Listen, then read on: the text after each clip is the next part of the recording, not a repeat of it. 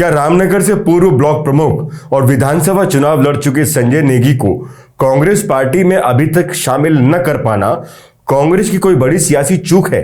आखिर ये देरी हो क्यों रही है? वो कौन है जो संजय नेगी को कांग्रेस में आने से रोक रहे हैं, या फिर कांग्रेस के दिग्गज संजय नेगी के लिए कोई और बड़ा प्लान कर रहे हैं? इस बीच कांग्रेस की तरफ से हो रही देरी का क्या भाजपा फायदा उठाने की कोशिश में है?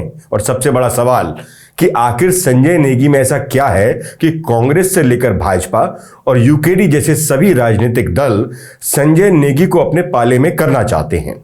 आज के वीडियो में इन सभी सवालों के जवाब तलाशने की हम कोशिश करेंगे। उत्तराखंड कांग्रेस के कुछ नेताओं ने जैसे ही दिल्ली के कांग्रेसी मंच पर ज्वाइनिंग ली, उससे उत्तराखंड की सियासत में हलचल मच गई।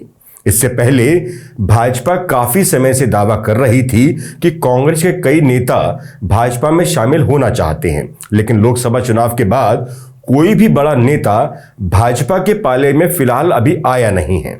लेकिन कांग्रेस ने कुछ बड़े कद वाले नाम अपने पाले में करके फिलहाल भाजपा पर दबाव जरूर बना दिया है।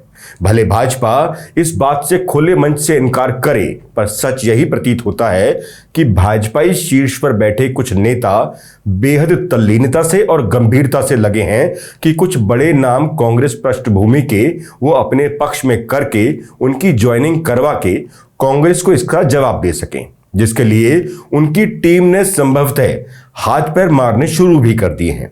यकीनन ये भाजपा के लिए बड़ा झटका था और इससे उबरने का प्रयास ही अभी फिलहाल चल रहा है। ठीक इसके विपरीत भाजपा को झटका देकर जैसे ही कांग्रेस में नेताओं की एंट्री हुई, ठीक उसके बाद से ही कांग्रेस के एक बड़े धड़े ने नाराजगी के सुर पकड़ लिए। हरीश रावत जो कांग्रेस के बड़े नेता हैं, उन्होंने रामनगर से पूर्व ब्लॉक प्रमुख संजय नेगी को शामिल न करने को लेकर नाराजगी जता दी। उनका कहना है कि जब इतने लोगों को शामिल किया जा सकता है तो फिर संजय नेगी को शामिल क्यों नहीं किया गया। इसी बात से नाराज होकर हरीश रावत फिलहाल 15 दिनों तक राजनीतिक अवकाश पर चल रहे हैं। पर हरीश रावत इन 6 लोगों की ज्वाइनिंग को ही इतिश्री मान चुके हैं, जबकि ऐसा प्रतीत हो भी रहा है कि अभी इन 6 नेताओं के बाद भाजपाई पृष्ठभूमि के कई बड़े नेताओं के कांग्रेस में जल्द ही शामिल होने के आसार हैं। अलग अलग भागों में ज्वाइनिंग करवाना कांग्रेस की रणनीति का हिस्सा भी हो सकता है। तो फिर आखिर क्यों हरीश रावत पहले ही कदम से विचलित होकर कांग्रेसी करंट को हल्का करने की ओर दौड़ पड़े हैं, जो अब गणेश गोदयाल के कमान संभालने के बाद पूरे प्रदेश में दिखाई देने लगा है। यहां सवाल यह भी उठता है कि आखिर संजय नेगी के लिए हरीश रावत अचानक क्यों इतने मुखर हो रहे हैं, जबकि पूर्व में कई बार ऐसा हुआ जब उन्हें संजय नेगी की लड़ाई के लिए आगे आना था और वो नहीं दिखाई दिए। आखिर ये लड़ाई उन्होंने पहले संजय नेगी के लिए लड़ी होती तो आज वो रामनगर की जनता के समर्थन से विधानसभा के सदस्य के तौर पर रामनगर की जनता की लड़ाई लड़ रहे होते। यकीनन कांग्रेस से निष्कासित संजय नेगी आज की तारीख में रामनगर की सियासत का केंद्र बिंदु बन चुके होते। शहर से लेकर ग्रामीण क्षेत्रों में संजय नेगी की जबरदस्त पकड़ है। नेगी छात्र राजनीति से लेकर रामनगर की सियासत में बड़ा दखल रखते हैं। जनता के मुद्दों पर हर समय सड़क पर संघर्ष करते रहने के कारण उन्होंने रामनगर में अपना एक अलग मुकाम बनाया है। यही कारण है कि उनके लिए यहां जबरदस्त समर्थन दिखाई देता है। जन समर्थन के साथ साथ वो एक कुशल राजनीतिक के रूप में भी यहां अपना लोहा मनवा चुके हैं। हाल ही में पंचायत चुनाव में जिस तरह से उन्होंने भाजपा और अपने अन्य विरोधियों को छकाया, वो उनके राजनीतिक कुशलता को दर्शाता है। इसी राजनीतिक कुशलता के बूते इस समय उनकी पत्नी मंजू नेगी वहां से ब्लॉक प्रमुख हैं। इससे पूर्व वो एक बार खुद और एक बार अपने समर्थन से ब्लॉक प्रमुख बना चुके हैं। इससे ये तो पता चलता है कि ग्रामीण स्तर की राजनीति में रामनगर के अंदर संजय नेगी कितने मजबूती के साथ खड़े हैं। शहर की राजनीति का हाल भी देख लीजिए। नगर निकाय चुनाव में यहां पर भाजपा के साथ साथ कांग्रेस नेता रणजीत रावत को उन्होंने मात दी है। उनके समर्थन से मोहम्मद अकरम रामनगर के पालिका अध्यक्ष बनने में कामयाब हुए, जबकि भाजपा के विधायक भी यहां अपने प्रत्याशी को जीत दिला नहीं सके। कांग्रेस का मजबूत गढ़ होने के बाद भी रणजीत रावत ने जिस प्रत्याशी को मैदान में उतारा, उसकी तो जमानत तक जब्त हो गई।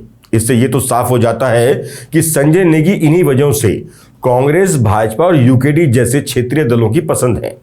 रामनगर विधानसभा का राजनीतिक समीकरण देखें तो यह कांग्रेस की एक मजबूत सीट है, लेकिन आपसी लड़ाई के कारण यह सीट कांग्रेस से छिटकी हुई है।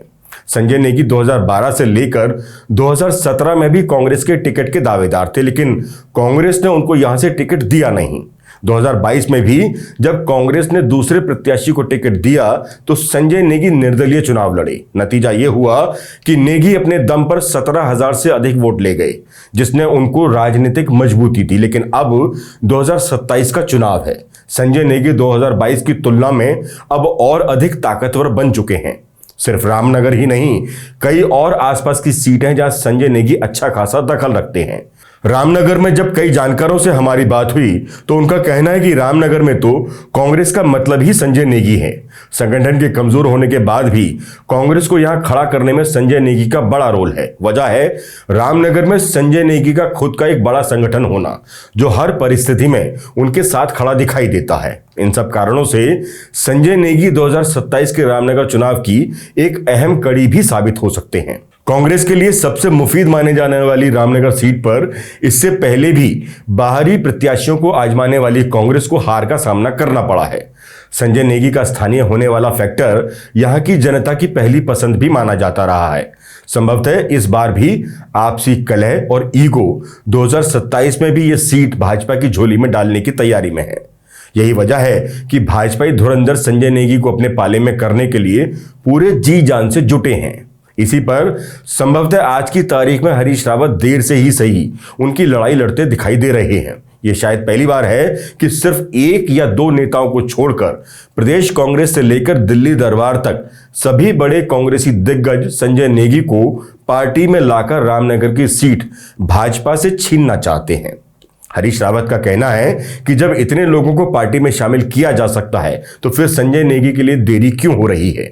और इसी बात से नाराज हरीश रावत फिलहाल 15 दिन के अवकाश पर चले गए हैं, जबकि इतने वरिष्ठ नेता को थोड़ा धैर्य दिखाने की जरूरत तो थी ही, या फिर वो पूरी तरह से मान चुके हैं कि अब इस पूरे चुनाव में कोई भी नेता कांग्रेस की सदस्यता लेने वाला है नहीं। अब सवाल यह भी है कि जब इतने लोगों को पार्टी में शामिल किया गया तो संजय नेगी के मामले में कांग्रेस क्यों चूक कर रही है। पहली ही बार में इतने मजबूत नेता को ज्वाइनिंग क्यों नहीं दी गई। तो जनाब, यह पहली बात सामने आती है रामनगर से चुनाव लड़ने का दावा करने वाले रणजीत रावत। दूसरा सवाल ये कि क्या संजय नेगी के कांग्रेस में शामिल होने में रणजीत रावत को परेशानी है। क्या वही इतने मजबूत हो चले हैं कि प्रदेश और केंद्र की तमाम बड़े नेताओं की हां के बाद भी रणजीत रावत रामनगर की जीत का रास्ता रोके बैठे हैं, जबकि ये लड़ाई ज्वाइनिंग की है, चुनावी टिकट की नहीं। इससे ये तो लगने लगा ही है कि रणजीत रावत को डर है कि संजय नेगी के आने से उनके टिकट को खतरा हो सकता है। हालांकि रणजीत रावत खुद चुनाव हार चुके हैं। नगर निकाय चुनाव में भी उनके प्रत्याशी की जमानत तक बचाने में वो नाकाम रहे। जमानती पैसा जब्त करवा चुके हैं। निकाय चुनाव में भी उनके प्रत्याशी बुरी तरह हार का सामना कर चुके हैं, जो बताता है कि रामनगर में उनका वर्चस्व जो हरीश रावत के दौर में चरम पर था, वो लगभग समाप्ति की ओर है। कई लोगों का मानना है कि रणजीत रावत अगर सल्ट विधानसभा से चुनाव लड़े तो यहां से वो आसानी से चुनाव जीत सकते हैं, लेकिन रणजीत रावत कह रहे हैं कि वो रामनगर से ही चुनाव लड़ेंगे। ऐसे में कभी हरीश रावत के सबसे करीबी और उनके कार्यकाल में सुपर सीएम के नाम से फेमस हो चुके रणजीत रावत आज हरीश रावत की ही परेशानी बन चुके हैं। पूर्व मुख्यमंत्री हरीश रावत के साथ संजय नेगी की नजदीकियों को भी इस विरोध का कारण माना जा रहा है। ऐसे में यह सवाल उठता है कि क्या कांग्रेस अपने आंतरिक मतभेदों से ऊपर उठकर जीत की रणनीति बनाएगी या फिर एक बार फिर वही गलती दोहराएगी। पिछले चुनावों में कांग्रेस को टिकट वितरण की गलतियों का खामियाजा भुगतना पड़ा था, विशेषकर कुमाऊं क्षेत्र में। यदि 2027 में भी पार्टी ने स्थानीय समीकरणों को नजरअंदाज किया तो रामनगर और आसपास की सीटें उसके हाथ से निकल सकती हैं। दिलचस्प बात यह भी है कि संजय नेगी किसी एक दल तक सीमित नहीं, वो जिस भी राजनीतिक दल के साथ जाएंगे उस दल का पलड़ा भारी होने की संभावना जताई जा रही है।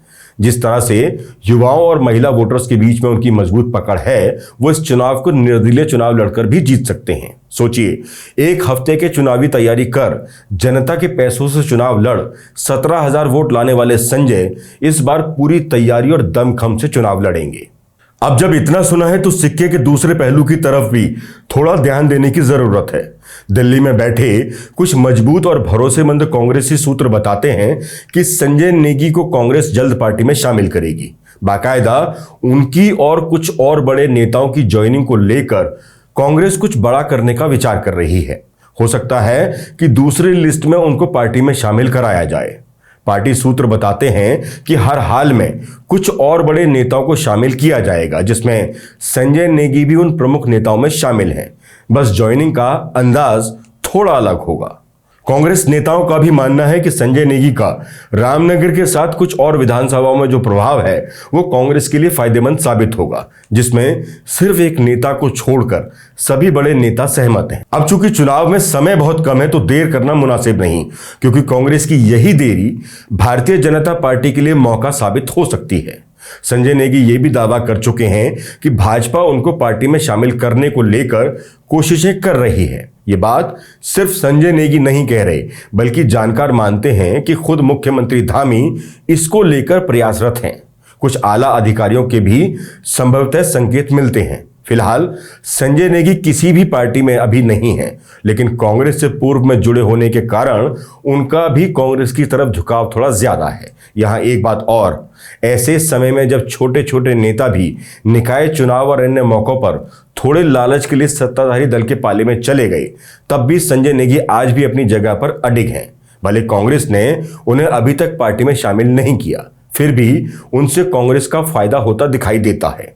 संजय नेगी मानसिक रूप से भी मजबूत नेता के तौर पर देखे जाते हैं, लेकिन कांग्रेस की ये देरी कहीं भाजपा के लिए एक मौका न बन जाए। सवाल यहां हरीश रावत से भी पूछा जाएगा कि जिस संजय नेगी के लिए आज वो पार्टी में नाराजगी दिखा रहे हैं, अपने सीएम रहते उन्होंने क्यों उनको मौका नहीं दिया? 2022 में जब वो कांग्रेस छोड़ निर्दलीय लड़े तब उनको क्यों नहीं मनाया गया? क्या तब के राजनीतिक हालातों में उनका कांग्रेस से अलग होना हरीश रावत के लिए मुफीद था, या तब के अपने करीबी रंजीत रावत के विरोध में होने के कारण वो संजय नेगी के साथ खड़े हो नहीं पाए? तब अगर उनको पार्टी से नहीं जाने दिया जाता तो आज हरीश रावत को अवकाश पर जाने की नौबत नहीं आती। निश्चित रूप से संजय नेगी भी इन सभी सवालों के जवाब जानना चाहते जरूर होंगे। बहरहाल नेगी इस समय रामनगर की सियासत में चर्चाओं का विषय बन चुके हैं और उस चर्चा को हरीश रावत के अवकाश ने और गर्म कर दिया है। देखना यह होगा क्या कांग्रेस समय पर इस राजनीतिक माहौल को भांप पाएगी और आपसी विवादों को दूर करते हुए तालमेल बिठा पाएगी। सबसे अहम, संजय नेगी को कब कांग्रेस पार्टी मंच पर लेकर आ पाएगी? यह सवाल एक सीट भर का नहीं बल्कि जीत की ओर अग्रसर कांग्रेस का है, जो गणेश गोयल के नेतृत्व में भाजपा की जीत के रास्ते में करंट तो पैदा कर ही चुके हैं। आज के इस वीडियो में बस इतना ही।